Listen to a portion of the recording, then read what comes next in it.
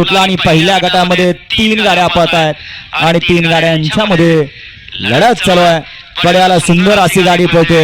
ज्या आदत वासरानं आदत वयामध्ये थैमान घातला असा पडेल्या साईडला उजवीला सुंदर आणि डावीला आदत वयात हिंद केसरीचा मान पटकवला असा आदत सचिन. अतिशय सुंदर आणि निर्विवाद वर्चस्व.